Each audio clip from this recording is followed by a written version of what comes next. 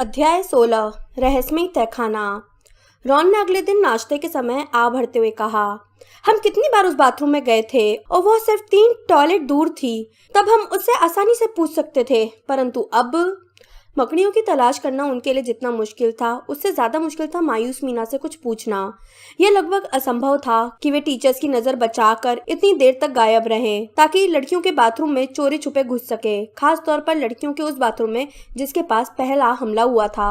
बहरहाल उनकी पहली क्लास यानी रूप परिवर्तन की क्लास में एक ऐसी घटना हुई जिससे कई सप्ताह में पहली बार उसके दिमाग में रहस्यमय तहखाने का विचार निकल गया। क्लास में आने के 10 मिनट बाद प्रोफेसर मैकगोनिगल ने उन्हें बताया कि उनकी परीक्षाएं 1 हफ्ते बाद 1 जून को शुरू होंगी। परीक्षाएं? सीमस फिनिगन चीखा, हमें इस माहौल में भी परीक्षाएं देनी पड़ेंगी? हैरी के पीछे एक जोरदार धमाका हुआ। नेविल लॉन्गबॉटम की छड़ी फिसलकर गिर गई थी, जिससे उसकी टेबल का एक पैर गायब हो गया। प्रोफेसर मैकगोनिगल ने अपनी छड़ी घुमाकर उसे वापस ठीक किया और त्योरियां चढ़ाकर फिनिगन की तरफ मुड़ी। उन्होंने गंभीरता से कहा, ऐसे माहौल में भी स्कूल को खुला रखने का मकसद ही यही है कि आपको शिक्षा मिल सके, इसलिए परीक्षाएं जैसी होती हैं वैसी ही होंगी। और मुझे विश्वास है कि आप सब इन दिनों जमकर रिवीजन कर रहे होंगे। रिवीजन? हैरी ने सपने में भी नहीं सोचा था कि ऐसे माहौल में हॉगवर्ट्स में परीक्षाएं हो सकती हैं।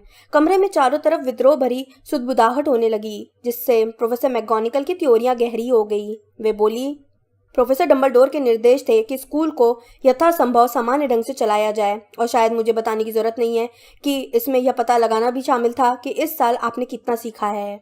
हैरी ने सफेद खरगोश की जोड़ी की तरफ देखा, जिसे उसे चप्पलों में बदलना था। उसने इस साल अब तक क्या सीखा था? वह किसी ऐसी चीज के बारे में नहीं सोच पा रहा था जो परीक्षा में उपयोगी साबित होंगी। रॉन की शक्ल देखकर ऐसा लग रहा था जैसे उससे हमेशा के लिए अंधेरे जंगल में जाकर रहने के लिए कह दिया गया हो। जरा सोचो तो सही, मैं इस टूटी छड़ी से किस तरह परीक्षा दूंगा? उसने हैरी को अपनी छड़ी दिखाते हुए कहा, जो इस समय जोर से सीटी बजाने लगी थी। परीक्षाएं शुरू होने के 3 दिन पहले प्रोफेसर मैकगोनिगल ने नाश्ते के समय एक और घोषणा की। मेरे पास एक अच्छी खबर है, वे बोली। यह सुनते ही बड़े हॉल में खामोशी छाने के बजाय अटकलें सुनाई देने लगी। कुछ विद्यार्थी खुशी से चिल्लाए, डंबलडोर वापस आ गए हैं। चीलघात की टेबल पर बैठी एक लड़की बोली, आपने नागशक्ति के वारिस को पकड़ लिया है। वुड रोमांचित होकर चीखा, क्विडिच मैच फिर से शुरू हो सकते हैं। जब कोलाहल शांत हो गया तो प्रोफेसर मैकगोनिगल बोली, प्रोफेसर स्प्राउट ने मुझे खबर दी है कि मंत्र कवच अब कटाई के लिए तैयार हैं। जिन लोगों को बेजान किया गया है, आज रात को हम उन्हें दोबारा होश में ले आएंगे। मुझे आपको यह याद दिलाने की जरूरत नहीं है कि शायद उनमें से कोई हमें यह बता देगा कि उस पर किस आदमी या चीज ने हमला किया था। मुझे आशा है कि इस भयानक वर्ष का अंत सुखद होगा और हम अपराधी को पकड़ लेंगे। खुशी का धमाका हो गया। हैरी ने नागशक्ति की टेबल की तरफ देखा। उसे देखकर हैरानी नहीं हुई कि ड्रेको मैल्फॉय खुशियां नहीं मना रहा था। बहरहाल रॉन कई दिनों बाद काफी खुश नजर आ रहा था। उसने हैरी से कहा, अब इससे कोई फर्क नहीं पड़ता कि हम मीना से नहीं पूछ पाए। जब हरमाइनी होश में आ जाएगी तो शायद उसके पास सारे जवाब होंगे। देखना, वह यह सुनकर पागल सी हो जाएगी कि परीक्षाएं शुरू होने में सिर्फ 3 दिन का समय है। उसने रिवीजन नहीं किया है। मेरे ख्याल से उस पर दया करते हुए उसे परीक्षाएं खत्म होने तक बेजान ही रखा जाना चाहिए। तभी जिनी वीजली आई और हैरी के बगल में बैठ गई। वह तनावग्रस्त और घबराई दिख रही थी। हैरी ने देखा कि उसके हाथ उसकी गोद में आपस में बंधे थे। रॉन ने अपनी प्लेट में थोड़ा और दलिया डालते हुए पूछा, क्या हुआ? जिनी ने कुछ कहा नहीं, पर उसने गुरुद्वार की टेबल पर चारों तरफ नजरें घुमाकर देखा। उसके चेहरे पर डर के भाव देखकर हैरी को किसी की याद आई। हालांकि वह याद नहीं कर पा रहा था कि जिनी को देखकर उसे किसकी याद आ रही थी। रॉन ने उसे देखते ही कहा, जो भी बात है कह डालो। हैरी को अचानक एहसास हुआ कि जिनी किसके जैसी लग रही थी। वह अपनी कुर्सी पर आगे पीछे हिल रही थी, ठीक उसी तरह जिस तरह डॉबी तब करता था जब वह कोई गोपनीय बात कहने वाला होता था। मुझे तुमसे कुछ कहना है, जिनी बुदबुदाई। उसने इस बात का पूरा ध्यान रखा कि वह हैरी की तरफ न देखे। हैरी ने पूछा, क्या बात है? जिनी को देखकर ऐसा लगा जैसे उसे सही शब्द नहीं मिल रहे हों। रॉन बोला, क्या? जिनी ने अपना मुंह खोला, परंतु उसके गले से आवाज नहीं निकली। हैरी आगे झुका और शांति से बोला, ताकि सिर्फ जिनी और रॉन ही उसकी बात सुन सके। क्या तुम रहस्यमय तहखाने के बारे में कुछ कहना चाहती हो? क्या तुमने कुछ देखा है? कोई अजीब तरह से व्यवहार कर रहा है। जिनी ने एक गहरी सांस खींची, परंतु ठीक उसी समय थका और पीला दिख रहा पर्सी वीजली उनके पास आ गया। जिनी, अगर तुमने खाना खत्म कर लिया हो तो मैं तुम्हारी कुर्सी पर बैठ जाता हूँ। मैं भूख से मरा जा रहा हूँ। मैं अपनी पहरेदारी की ड्यूटी खत्म करके सीधा चला आ रहा हूँ। जिनी ऐसे उछली जैसे अचानक उसकी कुर्सी में करंट फैल गया हो। उसने पर्सी की तरफ एक दहशत भरी उड़ती निगाह डाली और भागकर चली गई। पर्सी धम से बैठ गया और उसने टेबल से एक मग उठा लिया। रॉन गुस्से में बोला, पर्सी, जिनी हमें अभी कोई महत्वपूर्ण बात बताने वाली थी। चाय का आधा घूंट पीने के बीच में ही पर्सी को ठसका लगा। उसने खांसते हुए पूछा, किस तरह की बात? मैंने उससे पूछा था कि क्या उसने कोई अजीब चीज देखी थी और वह कुछ बताने वाली थी। पर्सी तत्काल बोला, अरे वह उसका रहस्यमय तहखाने से कोई लेना देना नहीं है। रॉन ने अपनी भ्रुकुटी चढ़ाकर कहा, तुम्हें कैसे मालूम? देखो, अगर तुम जानना ही चाहते हो तो जिनी ने एक दिन मुझे देख लिया था जब मैं खैर छोड़ो। मुद्दे की बात यह है कि उसने मुझे कुछ करते देख लिया था और मैंने उसे कहा था कि अगर वो उसका जिक्र किसी से भी ना करे। मुझे लगता है कि वो अपना वायदा नहीं तोड़ेगी। कोई खास बात नहीं है, सचमुच में तो बस थोड़ा सा। हैरी ने पर्सी को कभी इतना परेशान और व्यग्र नहीं देखा था। रॉन ने दांत दिखाते हुए पूछा, तुम क्या कह रहे हो पर्सी? चलो भी, हमें बता दो, हम नहीं हंसेंगे। परंतु इसके जवाब में पर्सी नहीं मुस्कुराया। मेरी तरफ जरा रोल बढ़ाना हैरी, मैं भूख से मरा जा रहा हूँ। हैरी जानता था कि कल तक पूरी गुत्थी बिना उसकी मदद से सुलझ जाएगी, परंतु इसके बावजूद वो तैयार था कि अगर मौका मिला तो वो मायूस मीना से बात करने का अवसर नहीं गंवाएगा। और उसे यह देखकर खुशी हुई कि दोपहर के पहले उसे यह मौका मिल गया। यह तब हुआ जब गिल्डरॉय लॉकहार्ट विद्यार्थियों को जादू का इतिहास विषय की क्लास में ले जा रहे थे। लॉकहार्ट ने उन्हें कई बार आश्वस्त किया था कि खतरा गुजर चुका है और वे हर बार गलत साबित हुए थे, परंतु इस बार उन्हें सचमुच यकीन था कि विद्यार्थियों को गलियारों में सुरक्षित पहुंचाने की झंझट उठाने का कोई फायदा नहीं है। आज उनके बाल हमेशा की तरह चिकने नहीं थे। ऐसा लग रहा था जैसे वे रात को बहुत देर तक सोए नहीं थे और चौथी मंजिल पर पहरा दे रहे थे। उन्होंने एक मोड़ पर मुड़ते हुए कहा, मेरे शब्दों को अच्छी तरह से सुन लो। बेजान लोग अब होश में आ जाएंगे तो उनके मुंह से निकलने वाले पहले शब्द यही होंगे, यह हैग्रिड ने किया है। सच कहूं तो मैं हैरान हूं कि प्रोफेसर मैकगोनागल ने इन सब सुरक्षा प्रबंधों को जरूरी मानती हैं। मैं आपसे सहमत हूं सर, हैरी ने कहा। उसकी बात सुनकर रॉन ने हैरानी से अपनी किताब गिरा दी। धन्यवाद हैरी, लॉकहार्ट ने शालीनता से कहा जब उन्होंने मेहनत का शाउस के विद्यार्थियों की लंबी लाइन के गुजर जाने का इंतजार किया। मेरा मतलब है, हम टीचर्स के पास विद्यार्थियों को उनकी क्लास तक पहुंचाने और सारी रात गश्त लगाने के अलावा भी बहुत से काम होते हैं। आप बिल्कुल ठीक कह रहे हैं सर। रॉन भी अब हैरी की बात का मतलब समझ गया था। आप हमें यहीं क्यों नहीं छोड़ देते? हमें अब सिर्फ एक और गलियारा पार करना है। लॉकहार्ट बोले, तुम ठीक कह रहे हो वीजली, मैं सोचता हूँ कि मुझे यह करना चाहिए। मुझे जाकर अगली क्लास की तैयारी भी तो करना है। और वे जल्दी से चल दिए। क्लास की तैयारी? रॉन ने उसके पीछे व्यंग से मुस्कुराते हुए कहा, इस बात की ज्यादा संभावना है कि वे अपने बाल संवारने गए होंगे। हैरी और रॉन ने गरुड़द्वार के बाकी विद्यार्थियों को अपने से आगे जाने दिया। फिर उन्होंने बगल वाले गलियारे में दौड़ लगा दी और तेजी से मायूस मीना के बाथरूम की तरफ चल दिए। परंतु जब वे अपनी शानदार योजना की सफलता पर एक दूसरे को बधाइयां दे रहे थे कि तभी, पॉटर, वीजली, तुम लोग यहाँ क्या कर रहे हो? वहां पर प्रोफेसर मैकगोनागल खड़ी थी और उनका मुंह इस समय बहुत ज्यादा पतला दिख रहा था। हम लोग रॉन अटकते हुए बोला, हम लोग जा रहे थे हरमाइनी को देखने, हैरी ने कहा। रॉन और प्रोफेसर मैकगोनागल दोनों उसे घूरने लगे। उसे देखे बहुत लंबा समय हो गया है प्रोफेसर। हैरी ने जल्दी से बात आगे बढ़ाई और रॉन के पैर पर चढ़ गया। और हम सोच रहे थे कि हम अस्पताल में किसी न किसी तरह घुस जाएंगे और उसे बताएंगे कि मंत्र कवच लगभग तैयार है और अब चिंता करने की कोई बात नहीं है।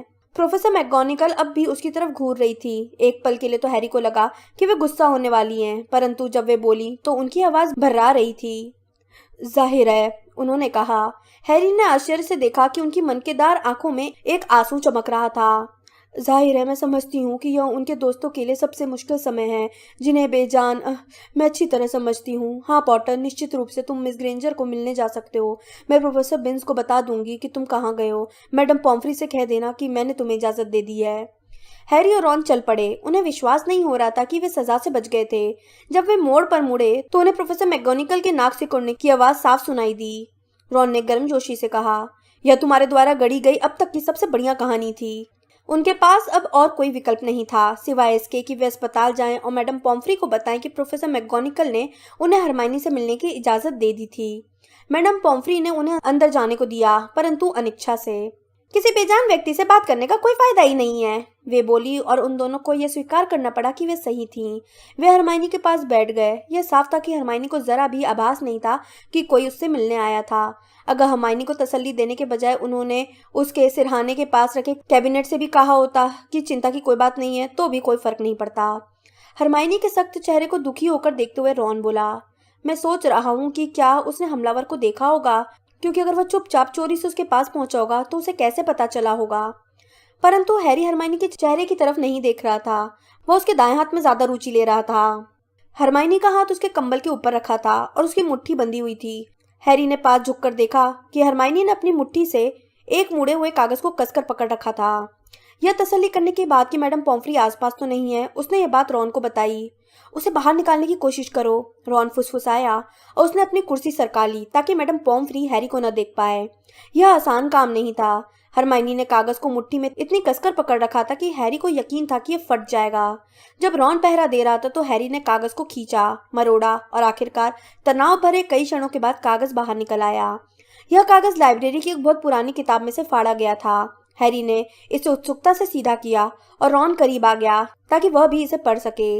हमारी धरती पर पाए जाने वाले भयंकर जानवरों में सबसे अजीब और खतरनाक जानवर है कालदृष्टि, जिसे सर्प सम्राट के नाम से भी जाना जाता है। यह दैत्याकार सांप सैकड़ों साल जीता है। यह मुर्गी के अंडे से तब पैदा होता है जब इसे मेढक के नीचे सेका जाता है। अपने शिकार को मारने के इसके तरीके बहुत अजीब हैं, क्योंकि घातक जहरीले दांतों के अलावा काल दृष्टि की निगाह भी मारक होती है और इसकी आंखों में देखने वाला तत्काल मर जाता है। मकड़ियां काल दृष्टि से दूर भागती हैं क्योंकि वह उनका मारक शत्रु है। काल दृष्टि सिर्फ मुर्गे की आवाज से दूर भागता है क्योंकि वह इसके लिए घातक होती है। और इन पंक्तियों के नीचे एक अकेला शब्द लिखा था जिसे देखते ही हैरी पहचान गया कि इसे हरमाइनी ने लिखा था, पाइप्स। ऐसा लगा जैसे किसी ने हैरी के दिमाग की बत्तियां जला दी थी। वह रोमांचित होकर बोला, रॉन, अब भेद खुल गया। यह रहा जवाब। तहखाने में जो भयानक जानवर है वह काल दृष्टि है, एक विशाल सर्प। इसी वजह से मैं उसकी आवाज सुन सकता हूँ, दूसरा कोई नहीं सुन सकता। ऐसा इसलिए है क्योंकि मैं सर्पभाषी हूँ। हैरी ने अपने चारों तरफ लगे बिस्तरों की तरफ देखा। काल दृष्टि की आंखों में देखने वाला मर जाता है, परंतु कोई भी नहीं मरा क्योंकि किसी ने भी सीधे इसकी आंखों में नहीं देखा। कॉलिन ने उसे अपने कैमरे से देखा। काल दृष्टि ने इसके अंदर की पूरी रील को जला डाला, परंतु कॉलिन सिर्फ बेजान हुआ। जस्टिन ने काल दृष्टि को लगभग सिरकटे निक के आर पार देखा। निक पर दृष्टि का पूरा प्रभाव पड़ा, परंतु वह दोबारा कैसे मर सकता था? और हरमाइनी तथा चीलघात के प्रीफेक्ट के पास शीशा था। हरमाइनी को उसी समय यह पता चला था कि भयानक जानवर काल दृष्टि था। मैं शर्त लगाता हूँ कि उसने प्रीफेक्ट को चेतावनी दे दी होगी कि मोड़ मुड़ने से पहले वह शीशे में देखे, और उस लड़की ने अपना शीशा बाहर निकाला होगा। और रॉन का जबड़ा लटक गया। उसने उत्सुकता से फुसफुसाते हुए पूछा, और मिसेस नॉरिस? हैरी थोड़ी देर सोचने लगा और हैलोवीन की रात की दृश्य को याद किया। पानी, उसने धीमे से कहा। मायूस मीना के बाथरूम से पानी की बाढ़ बाहर निकल रही थी। मैं शर्त लगाता हूँ कि मिसेस नॉरिस ने सिर्फ उसकी परछाई देखी होगी। उसने अपने हाथों में रखे कागज को ध्यान से देखा। वह उसे जितना देखता था उसे उसमें उतनी ही ज्यादा समझदारी नजर आती थी। काल दृष्टि सिर्फ मुर्गे की आवाज से दूर भागता है क्योंकि यह उसके लिए घातक होती है। उसने जोर से पढ़ा। हैग्रिड के मुर्गों को किसी ने मार डाला था। नागशक्ति का वारिस नहीं चाहता था कि जब तहखाना खुले तो एक भी मुर्गी महल के आसपास रहे। मकड़ियां काल दृष्टि से दूर भागती हैं। यह सब बात पूरी तरह फिट बैठता है। रॉन ने पूछा, परंतु काल दृष्टि महल में चारों तरफ कैसे घूमता है? एक गंदा विशाल सांप, किसी को तो वह नजर आता। बहरहाल हैरी उस शब्द की तरफ इशारा कर रहा था जिसे हरमाइनी के कागज के निचले हिस्से पर लिखा था। पाइप्स, उसने कहा। पाइप्स रॉन, वह पाइप्स में घूमता था, तभी तो मुझे दीवारों के भीतर से उसकी आवाज सुनाई देती थी। रॉन ने अचानक हैरी की बांह पकड़ ली। उसने भर्राई आवाज में कहा, रहस्यमय तहखाने का प्रवेश द्वार, कहीं यह बाथरूम तो नहीं? कहीं यह मायूस मीना का बाथरूम तो नहीं? हैरी बोला। वे वहां बैठे रहे। ऐसा लग रहा था जैसे उनका रोम रोम रोमांचित हो गया था। उन्हें यकीन नहीं हो रहा था कि वे सब कुछ जान गए थे। हैरी बोला, इसका मतलब यह है कि इस स्कूल में सिर्फ मैं ही सर्पभाषी नहीं हूँ, नागशक्ति का वारिस भी है। इसी तरह वह काल दृष्टि को नियंत्रित करता होगा। रॉन की आंखों में चमक आ गई। उसने पूछा, अब हम क्या करें? सीधे मैगोनिकल के पास चलें? हैरी ने उछलकर खड़े होते हुए कहा, हम स्टाफ रूम में चलते हैं। वे वहां पर 10 मिनट में आ जाएंगी। छुट्टी होने ही वाली है। वे नीचे की मंजिल की तरफ भागे। वे नहीं चाहते थे कि उन्हें किसी और गलियारे में पकड़ा जाए, इसलिए वे सीधे वीरान स्टाफ रूम में चले गए। यह एक बड़ा कमरा था जिसमें गहरे रंग की लकड़ी की कुर्सियां भरी थीं। हैरी और रॉन चारों तरफ चहलकदमी करते रहे। वे इतने रोमांचित थे कि उनसे बैठा भी नहीं जा रहा था। परंतु छुट्टी का संकेत देने वाली घंटी कभी बजी ही नहीं। इसके बजाय गलियारे में प्रोफेसर मैगोनिकल की आवाज गूंजी, जो जादू से बहुत तेज कर दी गई थी। सभी विद्यार्थी तत्काल अपने अपने हाउस के हॉल में पहुंचे। सभी टीचर्स स्टाफ रूम में पहुंचे तत्काल। हैरी ने घूमकर रॉन को घूरा। कहीं एक और हमला तो नहीं हुआ इस समय? दहशत में आते हुए रॉन ने पूछा, हम क्या करें? वापस हॉल में चलें? नहीं, हैरी ने चारों तरफ देखते हुए कहा। उसकी बाईं तरफ एक बदसूरत सा वार्डरोब था जिसमें टीचर्स के चोगे भरे थे। इसके अंदर छुप जाते हैं, पहले हम सुन लेते हैं कि क्या हुआ है, फिर हम उन्हें बता देंगे कि हमें क्या पता चला है। उन्होंने खुद को वार्डरोब में छिपा लिया। उन्हें ऊपर से सैकड़ों कदमों की आवाज आ रही थी। स्टाफ रूम का दरवाजा बार बार खुलता रहा। चोगों की तह के बीच से उन्होंने टीचर्स को कमरे में आते देखा। उनमें से कई हैरान थे और कई डरे हुए। फिर प्रोफेसर मैगोनिकल आई। उन्होंने स्टाफ रूम में एकत्रित खामोश टीचर्स को बताया। जिसका डर था वही हुआ। भयानक जानवर एक विद्यार्थी को उठा कर ले गया है, सीधे अपने तहखाने में। प्रोफेसर फ्लेटविक की चीख निकल गई। प्रोफेसर स्प्राउट ने अपने मुंह पर हाथ रख लिए। इसने अपने कुर्सी की पीठ को कसकर पकड़ा और पूछा, आप इतने विश्वास से कैसे कह सकती हैं? प्रोफेसर मैगोनिकल, जिनका चेहरा बिल्कुल सफेद पड़ चुका था, बोली, नागशक्ति के वारिस ने एक और संदेश छोड़ा है। पहले वाले संदेश के ठीक नीचे उसका कंकाल हमेशा के लिए तहखाने में पड़ा रहेगा। प्रोफेसर फ्लिटविक आंसुओं में डूब गए। कमजोर घुटनों के कारण मैडम हूच ने कुर्सी पर गिरते हुए पूछा, भयानक जानवर किसे उठाकर ले गया है? जिनी वीजली को, प्रोफेसर मैगोनिकल ने कहा। हैरी ने महसूस किया कि यह सुनकर रॉन बिना आवाज किए फिसला और वार्डरोब के फर्श पर गिर गया। प्रोफेसर मैगोनिकल बोली, हमें सभी विद्यार्थियों को कल ही घर भेजना होगा। अब हॉगवर्ट्स बंद हो जाएगा, डंबलडोर हमेशा कहते थे। स्टाफ रूम का दरवाजा एक बार फिर धड़ाक से खुला। एक पल के लिए तो हैरी को लगा कि डंबलडोर आए होंगे, परंतु जो प्रोफेसर अंदर आए वे डंबलडोर नहीं बल्कि लॉकहार्ट थे और वे मुस्कुरा रहे थे। माफ कीजिए, जरा आंख लग गई थी, क्या हो गया? उनका ध्यान इस तरफ नहीं गया कि बाकी टीचर्स उनकी तरफ ऐसे अंदाज में देख रहे थे जो नफरत से मिलता जुलता था।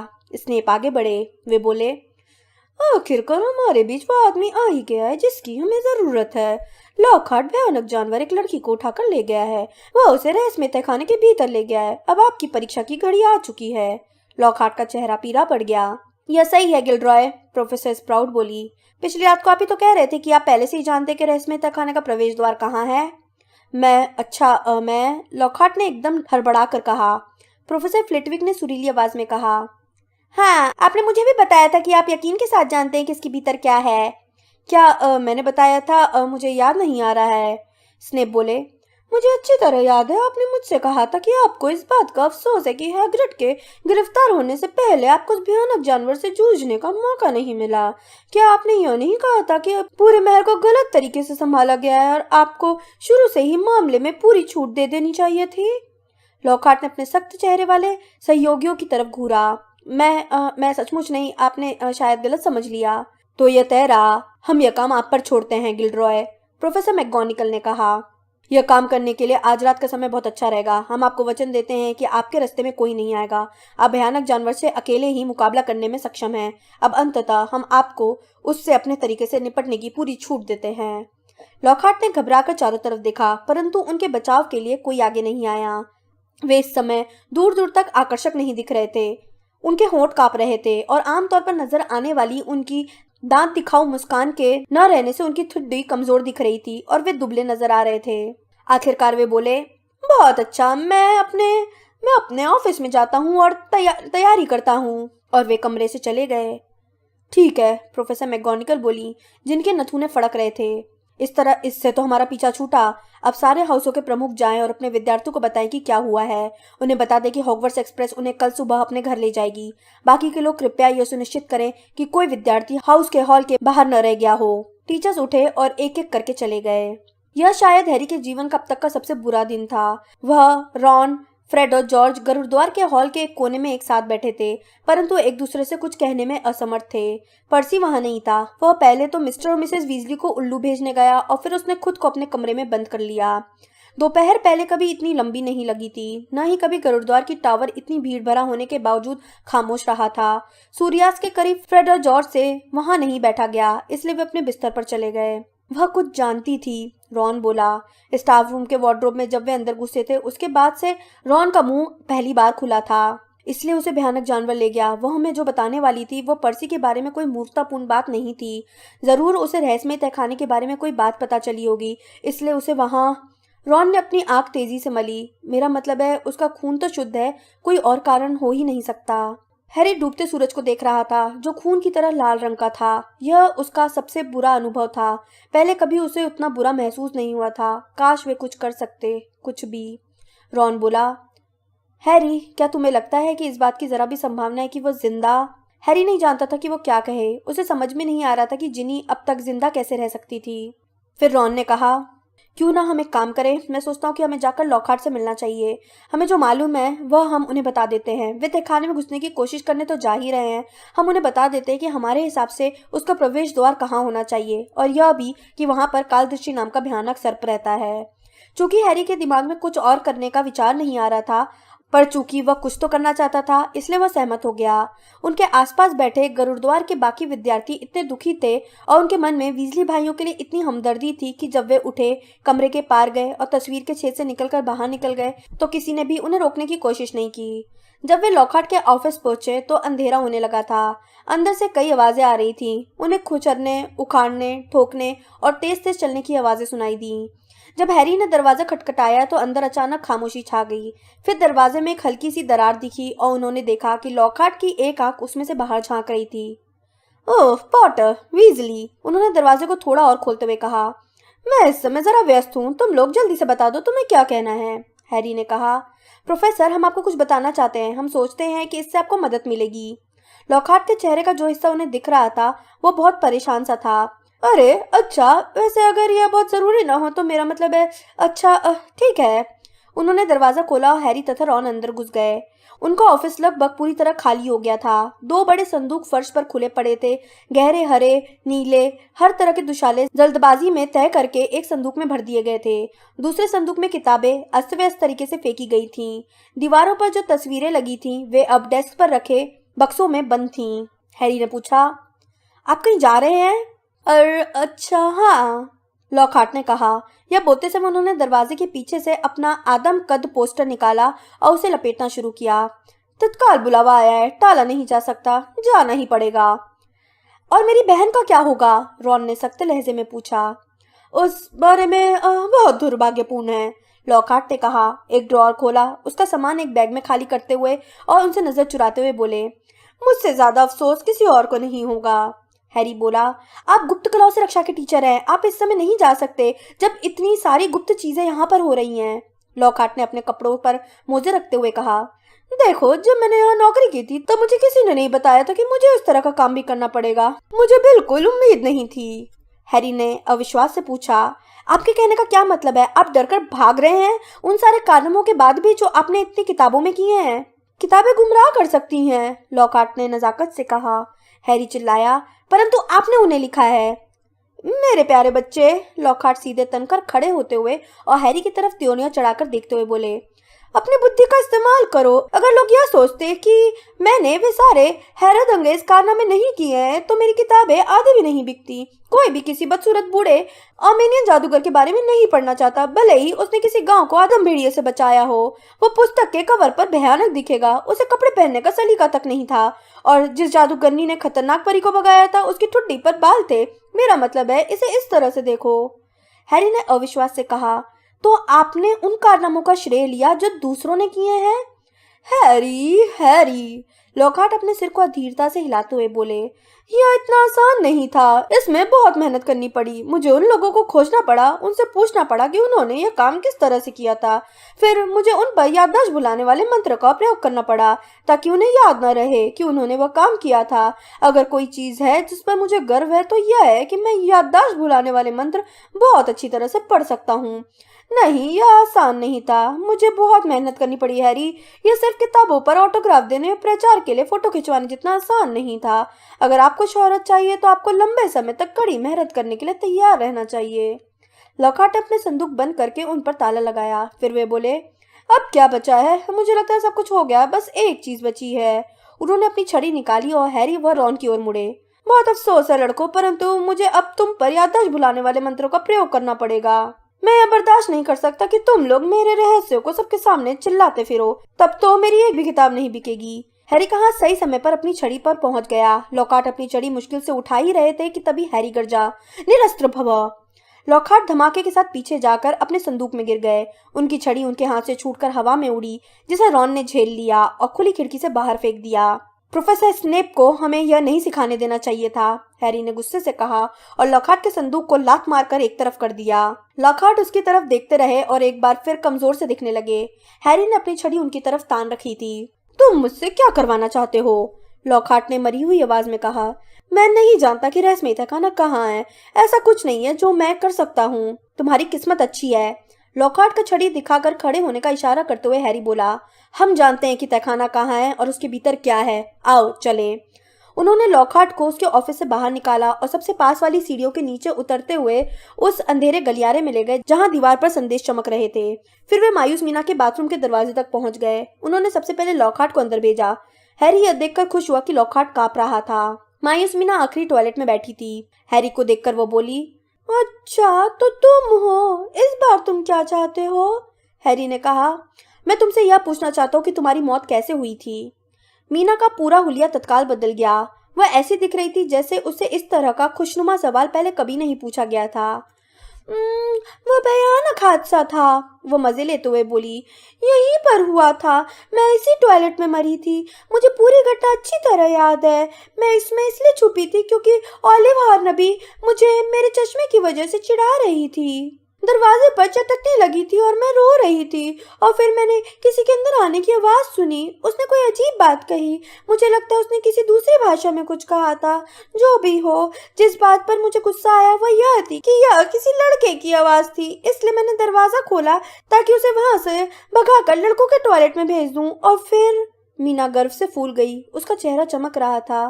मैं मर गई। कैसे? हैरी ने कहा। पता नहीं, मीना ने दबी आवाज में कहा। मुझे तो बस इतना याद है कि मैंने दो बड़ी पीली आंखों में देखा था। मेरा पूरा शरीर जकड़ सा गया। फिर मैं दूर तैरने लगी। उसने सपनीली नजरों से हैरी को देखा। और फिर मैं दोबारा यहाँ वापस आ गई। मैंने ठान लिया था कि मैं ऑलिव हार्नबी को सताऊंगी। वो पूरी जिंदगी अफसोस करती रही कि उसने मेरे चश्मे की हंसी उड़ाई थी। हैरी ने पूछा, तुमने वो आंखें ठीक ठाक कहाँ देखी थी? वहीं कहीं पर, मीना ने अपने टॉयलेट के सामने वाले सिंक की तरफ अस्पष्ट संकेत करते हुए कहा। हैरी और रॉन जल्दी से उस तरफ गए। लॉकहार्ट उनके ठीक पीछे था और उसके चेहरे पर दहशत के भाव थे। यह एक सामान्य सिंक की तरह ही दिख रहा था। उन्होंने इसकी बारीकी से जांच की, अंदर भी और बाहर भी। उन्होंने नीचे के पाइप की भी जांच की और फिर हैरी को एक चीज दिख गई। तांबे के नल के पास एक छोटे सांप की तस्वीर थी। जब हैरी ने उस नल को चलाने की कोशिश की तो मीना ने उत्साह से कहा, यह नल कभी नहीं चलता था। रॉन ने कहा, हैरी कुछ बोलो, सर्प भाषा में कुछ बोलो। परंतु हैरी ने काफी सोचा। वो अब तक सर्प भाषा से तभी बोल पाता था जब उसके सामने असली सांप था। उसने छोटी सी तस्वीर को घूरा और यह कल्पना करने की कोशिश की कि सांप असली था। उसने कहा, खुल जाओ। उसने रॉन की तरफ देखा जिसने अपना सिर हिलाया। रॉन बोला, हिंदी। हैरी ने दोबारा सांप की तरफ देखा और अपनी पूरी कल्पना की शक्ति से विश्वास करने की कोशिश की कि वो असली था। सिर हिलाने पर मोमबत्ती की रोशनी में उसे सांप हिलता हुआ सा दिख रहा था। उसने कहा, खुल जाओ। उसने कहा तो यही था, परंतु जो सुनाई दिया वो यह नहीं था। उसके मुंह से एक अजीब सी फुफकार निकली। तत्काल नल चमकदार सफेद रोशनी में नहा गया और घूमने लगा। अगले ही पल सिंक हिलने लगा। फिर सिंक नीचे धंस गया, नजरों से ओझल हो गया और उसकी जगह पर अब एक बड़ा पाइप दिखने लगा। यह पाइप इतना चौड़ा था कि इसमें आदमी भी आराम से फिसलकर जा सकता था। हैरी ने रॉन को हाफ कर सांस लेते हुए सुना और दोबारा ऊपर देखा। उसने फैसला कर लिया कि वह क्या करेगा। वह बोला, मैं नीचे जा रहा हूँ। जब उन्होंने तहखाने का प्रवेश द्वार खोज लिया था और जब तक इस बात की जरा सी भी, हल्की सी भी दूर तक संभावना थी कि जिनी जिंदा हो सकती है, तो अब वो पीछे कैसे हट सकता था। मैं भी, रॉन ने कहा। कुछ देर तक खामोशी छाई रही। अच्छा, तुम लोगों को मेरी जरूरत तो पड़ेगी नहीं, लॉकहार्ट ने कहा और उसके चेहरे पर उसकी पुरानी मुस्कुराहट की छाया दिख रही थी। मैं बस, उसने अपना हाथ दरवाजे के हैंडल पर रखा। परंतु रॉन और हैरी दोनों ने अपनी छड़ियां उसकी तरफ मोड़ दी। रॉन गुर्राया, तुम सबसे पहले अंदर जाओगे।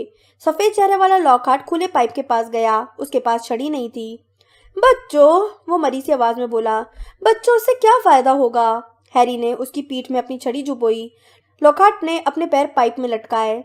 मैं सचमुच नहीं सोचता, उसने कहना शुरू किया, परंतु तभी रॉन ने लॉकहार्ट को धक्का दे दिया और वो फिसलता हुआ नजरों से ओझल हो गया। हैरी तत्काल उसके पीछे गया। उसने खुद को पाइप में धीमे से डाला और फिर छोड़ दिया। यह एक बहुत लंबी, कीचड़ भरी, अंधेरी फिसल पट्टी पर फिसलने की तरह था। अंदर बहुत से पाइप कई दिशाओं में शाखाओं की तरह निकल रहे थे, परंतु और कोई पाइप इसके जितना बड़ा नहीं था। इस पाइप में कई मोड़ और घुमाव आए और फिर वह नीचे की तरफ सीधे ढाल में बदल गया। हैरी जानता था कि वो अपने स्कूल के बहुत नीचे की गहराई में चला गया है, तहखाने से भी ज्यादा गहराई में। अपने पीछे उसे रॉन की आवाज सुनाई दे रही थी, जो मोड़ों पर हल्का सा टकरा रहा था। और फिर जब वो चिंता करने लगा कि जमीन से टकराने पर क्या होगा, तभी पाइप समतल हो गया और वह इसके सिरे से बाहर निकलकर धप की आवाज के साथ गिरा। वह पत्थर की अंधेरी सुरंग के गीले फर्श पर गिरा था। यह सुरंग इतनी ऊंची थी कि इसमें खड़ा हुआ जा सकता था। थोड़ी दूरी पर लॉकहार्ट खड़ा था। उसका पूरा शरीर कीचड़ में सना था और उसका चेहरा भूत की तरह सफेद दिख रहा था।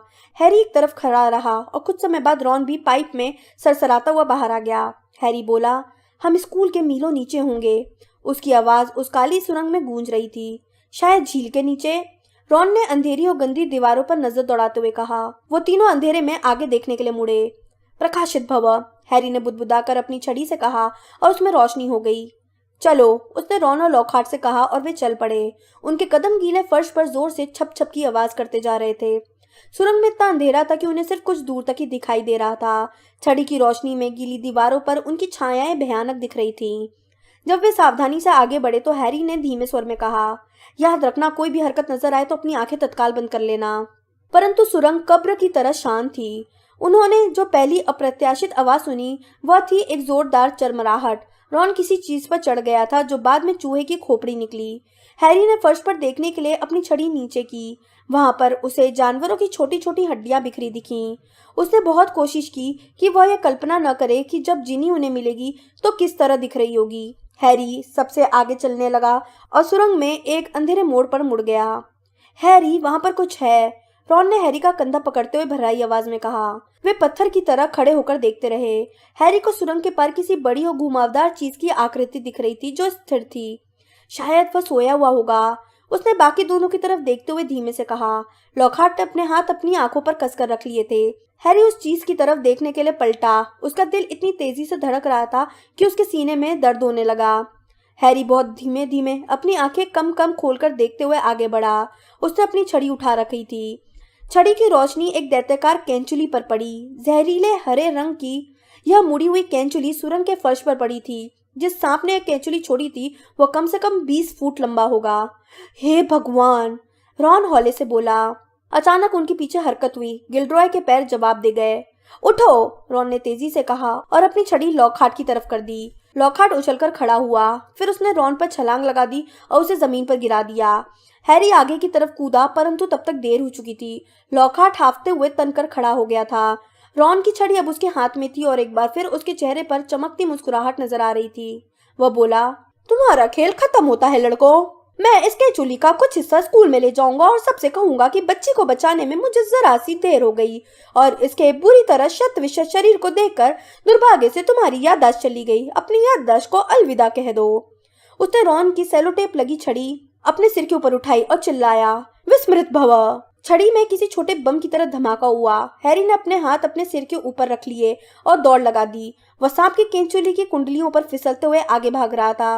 वह सुरंग की छत से गिरते बड़े पत्थरों से दूर जा रहा था जो फर्श पर धड़ाधड़ गिर रहे थे। अगले ही पल वह टूटी चट्टान की ठोस दीवार को देखता हुआ अकेला खड़ा था।